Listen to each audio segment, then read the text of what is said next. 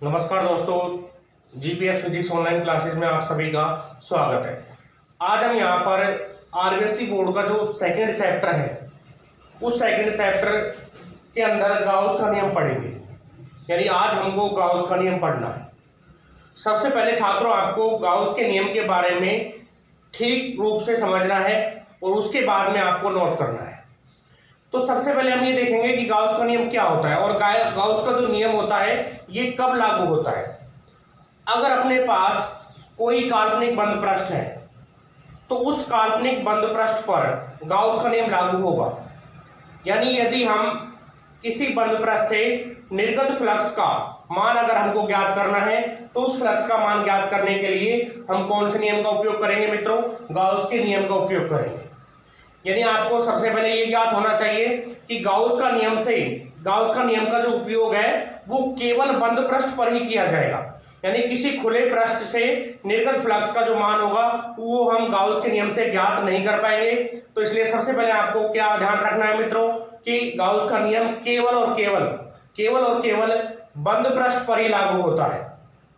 अब हम ये मान लेते हैं कि अपने पास ये कोई बंद पृष्ठ है, अपने पास ये एक बंद पृष्ठ है, ये हमने एक काल्पनिक बंद पृष्ठ माना है। इस बंद पृष्ठ में कई आवेश अगर उपस्थित हैं, इस बंद पृष्ठ के अंदर हम मान लेते हैं कि यहां पर इस बिंदु पर Q1 आवेश रखा हुआ है, ये Q1 आवेश हो गया। इस बिंदु पर Q2 आवेश रखा हुआ है, इस बिंदु पर Q3 आवेश रखा हुआ है और यहां पर Q4 आवेश रखा हुआ है। थोड़ी देर के लिए हम ये मान लेते हैं कि ये Q5 आवेश है वो यहां पर यानी इस बंद पृष्ठ से बाहर रखा हुआ है। ये अपना काल्पनिक बंद पृष्ठ है और इस बंद पृष्ठ को हम गाउसीय पृष्ठ भी कह सकते हैं। इस गाउसीय पृष्ठ के अंदर Q1, Q2, Q3 और Q4 ये आवेश यहां पर उपस्थित हैं और Q5 जो आवेश है ये इस बंद पृष्ठ के बाहर रखा हुआ है।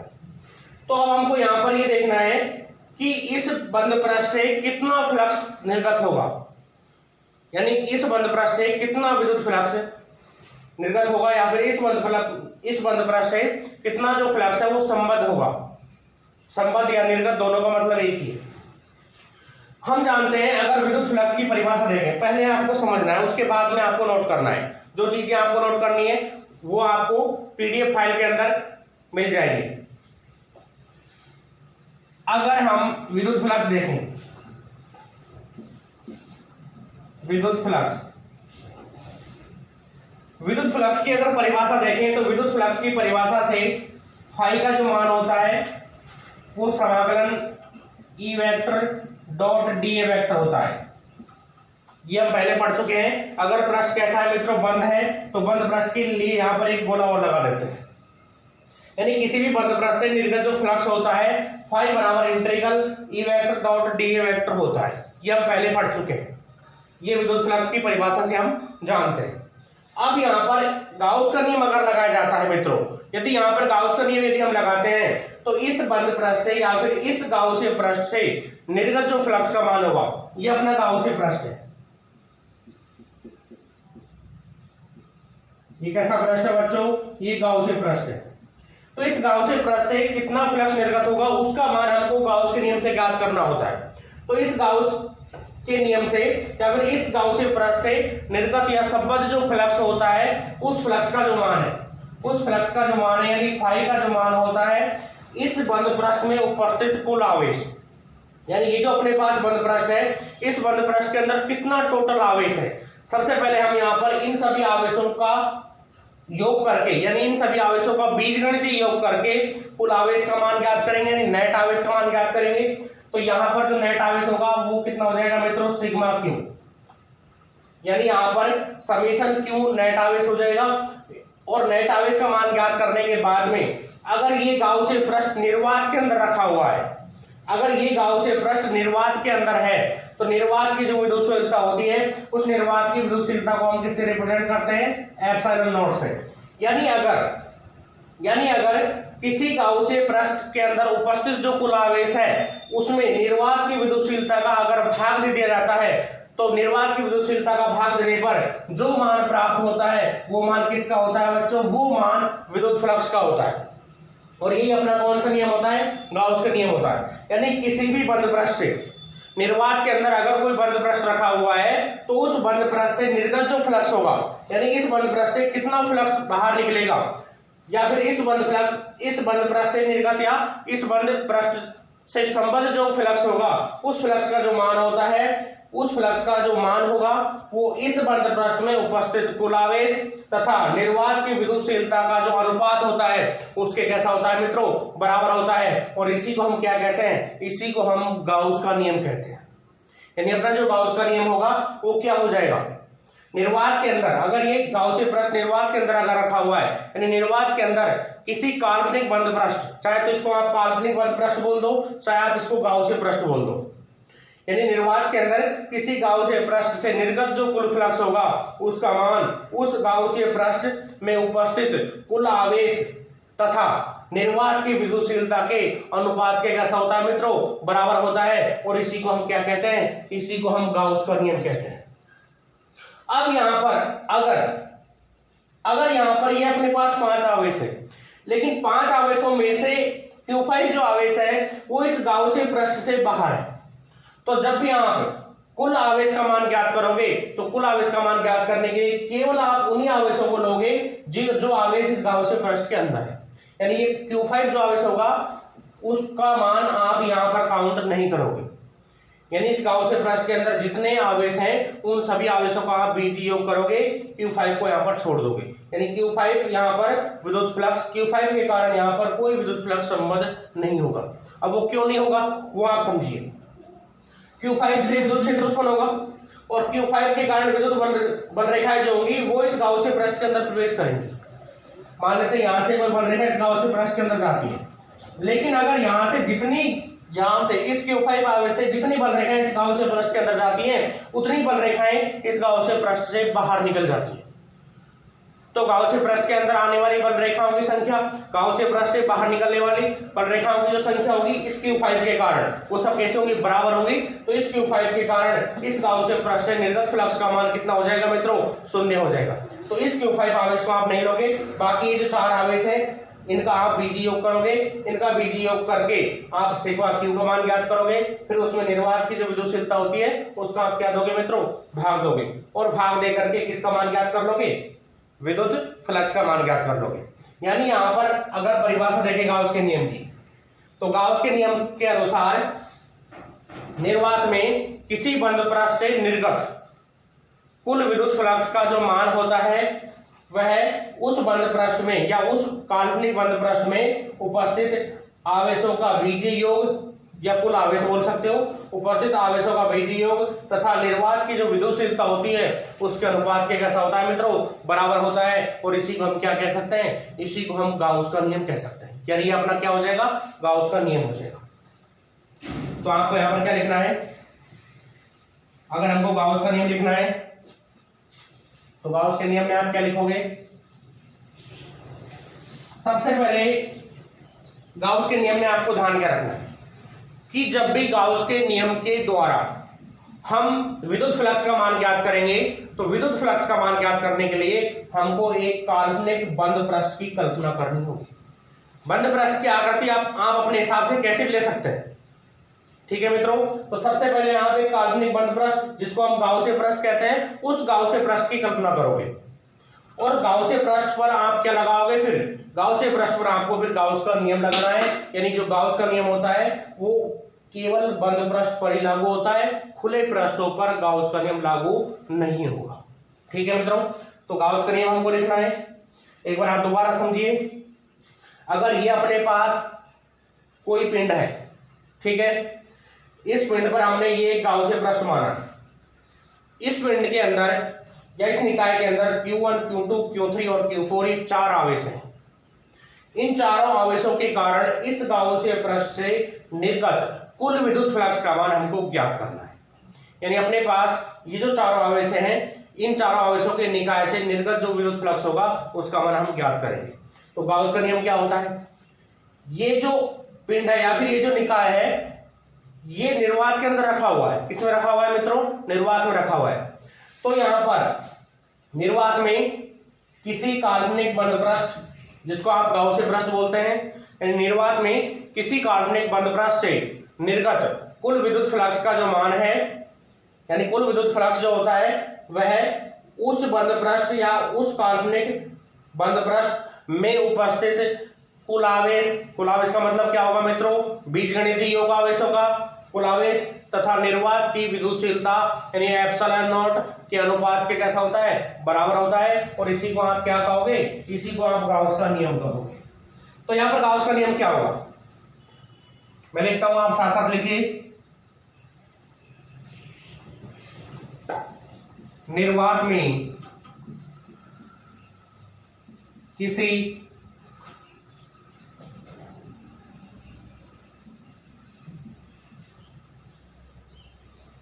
काल्पनिक बंद पृष्ठ, इस काल्पनिक बंद पृष्ठ को आप गाउसीय पृष्ठ भी बोल सकते हो, से निर्गत विद्युत फ्लक्स का मान, या निर्वात में किसी काल्पनिक बंद पृष्ठ से निर्गत विद्युत फ्लक्स का मान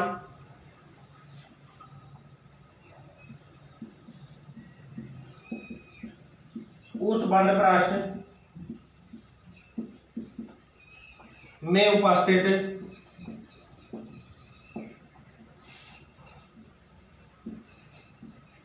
कुल आवेश, कुल आवेश को हम किससे व्यक्त करते हैं, समेशन क्यू से, कुल आवेश तथा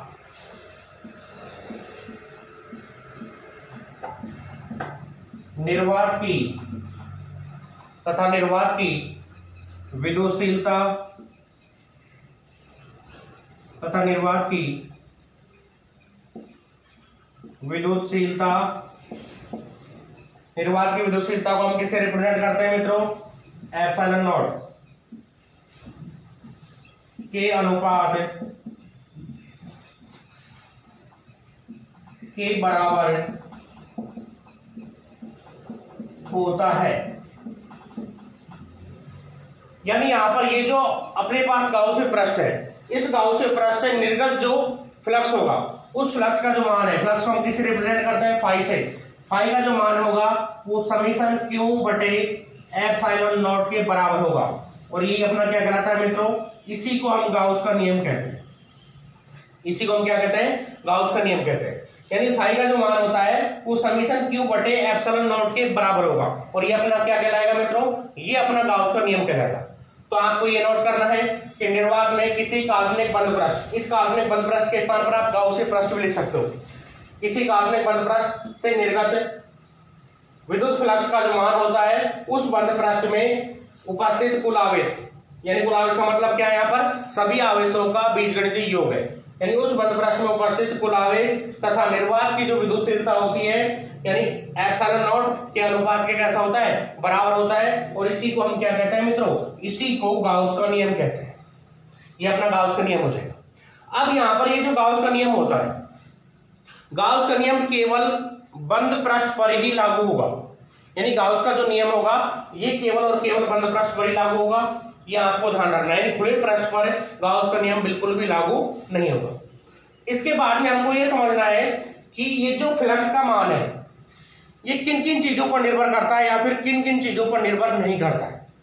यानी गाउसीय पृष्ठ की जो आकृति है, गाउसीय पृष्ठ की जो आकृति है उस पर फ्लक्स का मान निर्भर करता है या नहीं करता है, या फिर यहां पर किसी गाउसीय पृष्ठ के अंदर उपस्थित जो आवेश है उसकी स्थिति पर यह निर्भर करता है या फिर नहीं करता है। यह आपको इससे आगे समझना है।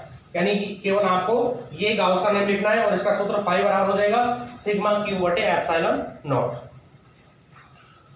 अब आप इस सूत्र को अगर और आगे बढ़ाना चाहो तो फाई की परिभाषा से, यानी विद्युत फ्लक्स की परिभाषा से, फाई बराबर किसके होता है, integral E vector dot D vector होता है। तो उसको आप यहां लिख सकते हो, तो ये सूत्र और आगे बढ़ जाएगा। अगर आगे बढ़ाना चाहते हो तो, नहीं बढ़ाना चाहते तो यहीं पे छोड़ देना, साइड में लिख देना या नीचे लिख देना। सिग्मा क्यू क्या है यहाँ पर, देखो यहाँ पर जो सिग्मा क्यू है इसका अगर मान देखें तो सिग्मा क्यू का मान Q1 plus Q2 plus Q3 plus Q4 हो जाएगा। यानी सिग्मा क्यू क्या है, गाउसीय पृष्ठ में उपस्थित आवेशों का बीजीय योग है। तो आप लिख दो साइड में, सिग्मा क्यू बराबर गाउसीय पृष्ठ में उपस्थित आवेशों का बीजगणितीय योग।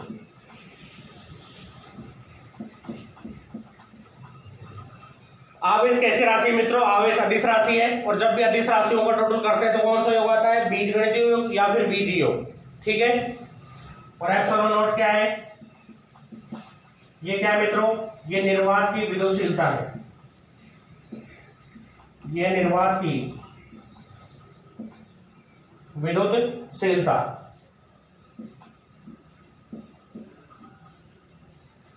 यानी यहां पर फाई का जो मान है वो सिग्मा क्यू बटे एप्सिलॉन नॉट या एप्सिलॉन नॉट हो जाएगा, और यही अपना क्या है? गाउस का नियम है। अब ये जो गाउस का नियम है, इस गाउस के नियम पर कई बार आपसे न्यूमेरिकल भी पूछ लिया जाता है। मान लो आपको चित्र में कोई पृष्ठ दे दे और उस पृष्ठ के अंदर आवेश दे देता है कि उस पृष्ठ के अंदर कई आवेश, ऐसा चित्र बना देता है, इसके अंदर Q1, Q2, Q3 और Q4 इनके वो मान दे देता है, और मान दे करके पूछता है कि दिए गए चित्र में या दिए गए चित्र में इस पृष्ठ से जो निर्गत फ्लक्स है उसका मान आप ज्ञात कीजिए। यहां पर ये जो एप्सिलॉन नॉट है इसका मान आपको याद होना चाहिए। इसका जो मान होता है वो 8.85 गुणा 10 की घात -12 होता है। ये हम पहले पढ़ चुके हैं। इसका जो मान होता है 8.85 गुणा 10 की घात -12 होता है। यहाँ पहले लिख ही चुके हो, तो ये मान आपको याद होना चाहिए। सिग्मा क्यू का मान आप ज्ञात करोगे, और ज्ञात करके सिग्मा क्यू और एप्सिलॉन नॉट का मान रख करके आप डायरेक्ट किसका मान ज्ञात कर सकते हो? फाई का मान ज्ञात कर सकते हो। आप इसे नोट कर लीजिएगा अपनी नोटबुक में। अब इसके बाद में हम इसकी जो स्थितियां हैं, यानी फ्लक्स का जो मान है वो किन किन राशियों पर डिपेंड करेगा, वो हमको देखना है कि आवेश की स्थिति पर वो निर्भर करता है या नहीं करता, ये हमको देखना है।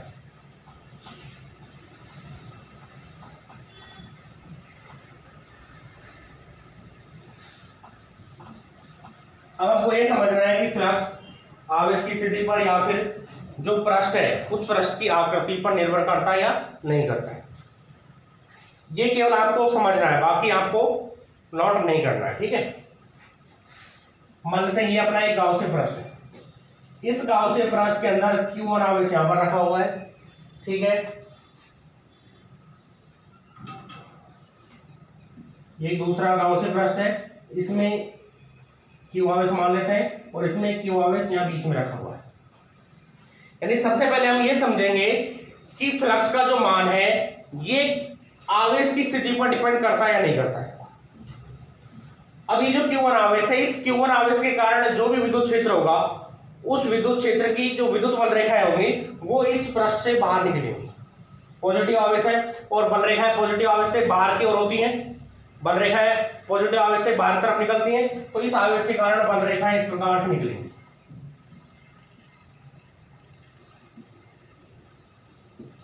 मान लेते हैं ये 4 बल रेखाएं यहां से गुजरी। ठीक है। अगर ये आवेश Q है और ये भी आवेश Q है, दोनों आवेश कैसे हैं मित्रों? बराबर हैं, तो 4 बल रेखाएं अगर इससे निकल रही हैं तो 4 इससे निकलेंगी।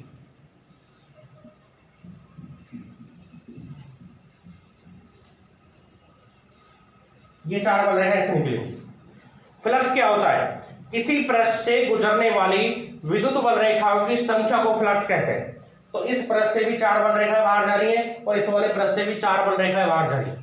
तो यहां पर अगर आप फ्लक्स ज्ञात करोगे तो यहां पर फ्लक्स φ1 बराबर हो जाएगा सिग्मा क्यू की जगह आप क्यू रखोगे, क्योंकि कुल आवेश क्यू है इस पृष्ठ के अंदर, क्यू बटे एप्सिलॉन नॉट। यहां पर अगर देखोगे तो φ2 बराबर ये भी क्यू बटे एप्सिलॉन नॉट ही है, क्योंकि यहां पर भी सिग्मा क्यू का मान क्यू के बराबर है। तो इन दोनों स्थितियों में φ1 और φ2 दोनों के मान कैसे प्राप्त हुए मित्रों? बराबर प्राप्त हुए हैं। तो यहां पर हम कह सकते हैं कि φ1 बराबर किसके है? φ2 के। तो इससे क्या निष्कर्ष निकलेगा? इससे यह निष्कर्ष निकलता है कि फ्लक्स का जो मान होता है वो आवेश की स्थिति पर निर्भर नहीं करता है। यहां पर आवेश इधर अपन ने इस गाउसियन पृष्ठ की परिधि के पास में रखा और यहाँ पर जो आवेश था उस इस गाउसियन पृष्ठ के मध्य में रखा था। लेकिन दोनों ही पृष्ठों से या दोनों ही स्थितियों में इन आवेशों की दोनों ही स्थितियों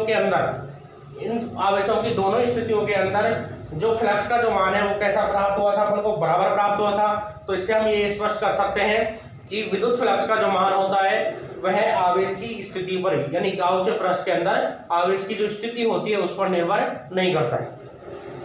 अगर यहाँ पर आवेशों के मान अलग अलग होते, इस आवेश को हम Q1 मान लें और इस वाले आवेश को हम Q2 मान लें, तो आवेशों का मान अलग अलग होने पर निर्गत फ्लक्स का मान अलग अलग होगा।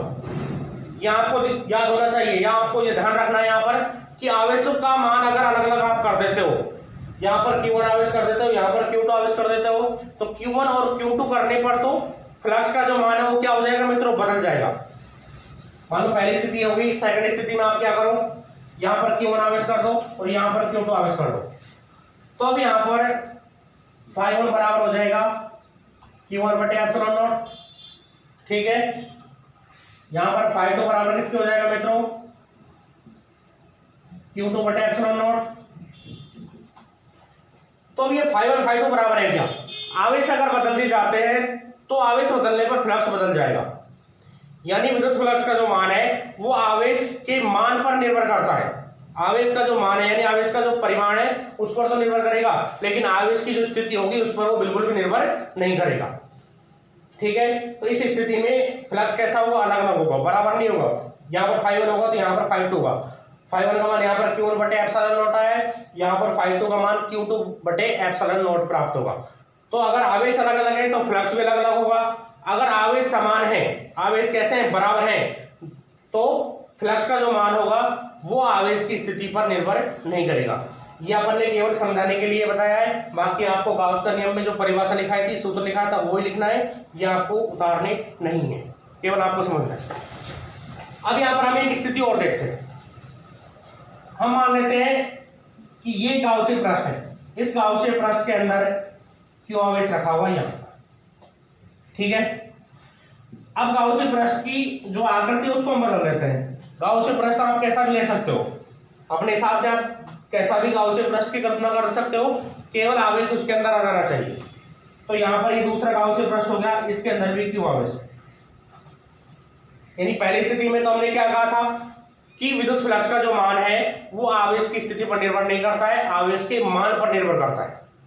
आवेश की स्थिति यहाँ पर थी, दूसरे बीच में थी, स्थिति पर फ्लक्स का मान डिपेंड नहीं किया था, यानी फ्लक्स का मान सेम आया था दोनों स्थितियों में। फिर आवेश के मान हमने बदले थे सेकंड स्थिति में, तो आवेश के मान बदलने पर फ्लक्स का मान बदल गया था। अब यहाँ पर हम गाउसियन पृष्ठ की जो आकृति है वो बदल रहे हैं, यानी गाउसियन पृष्ठ की आकृति हमने बदल दी। यहाँ पर इस प्रकार की आकृति ले ली और पहली स्थिति में आकृति ले ली। अब यहां से बल रेखा गुजरेंगी, आवेश समान है तो बल रेखा यहां से जाएंगी, ठीक है। तीन बल रेखा ऐसे गुजर रही, तीन यहां से जाएंगी,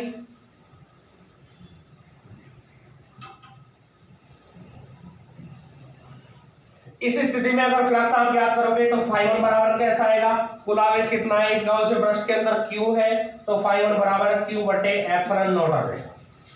इस स्थिति में आप φ2 याद करोगे तो φ2 बराबर ये भी Q/ε0 आ जाएगा, क्योंकि यहाँ पर भी कुल आवेश कितना है मित्रों, इस गाउसियन पृष्ठ में भी कुल आवेश Q भी। φ1 और φ2 कैसे, दोनों बराबर हैं। तो इस स्थिति से हम ये समझ सकते हैं, यानी ये यहाँ पर हमको ये बात स्पष्ट होती है कि गाउसियन पृष्ठ की आकृति पर भी विद्युत फ्लक्स का जो मान है वो निर्भर नहीं करता है। विद्युत फ्लक्स का मान केवल और केवल आवेश के मान पर निर्भर करता है या फिर माध्यम पर निर्भर करता है। या तो फ्लक्स का मान आवेश के मान पर डिपेंड करेगा या फिर जिस माध्यम के अंदर हमने जो गाउसियन पृष्ठ लिया है उस माध्यम पर वो निर्भर करता है। ठीक है मित्रों, ये स्थिति आप केवल आपको समझनी है, आपको अपनी नोटबुक के अंदर नहीं उतारनी है। आपको केवल क्या लिखना है, गाउस का नियम मैंने लिखाया था, बोर्ड पे लिखा था, उसका सूत्र लिखा था, फाई बराबर सिग्मा क्यू बटे एप्सिलॉन नॉट, केवल वहां तक आपको उतारना है। बाकी ये स्थितियां आपको अपनी नोटबुक के अंदर बिल्कुल भी नहीं उतारनी है, केवल आपको ये समझना है।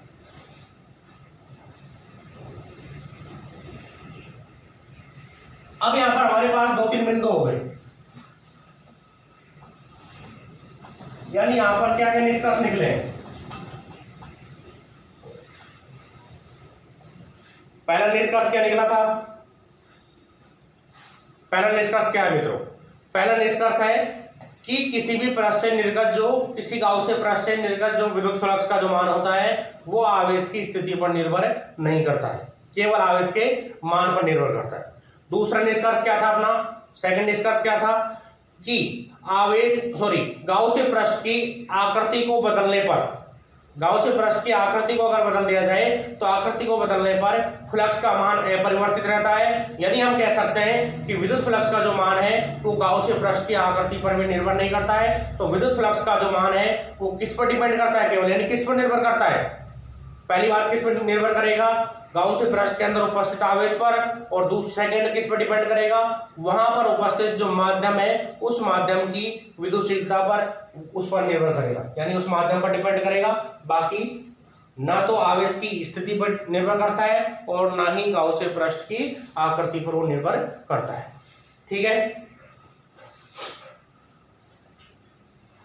तो हमने आज यहां पर गाउस का नियम पढ़ा है।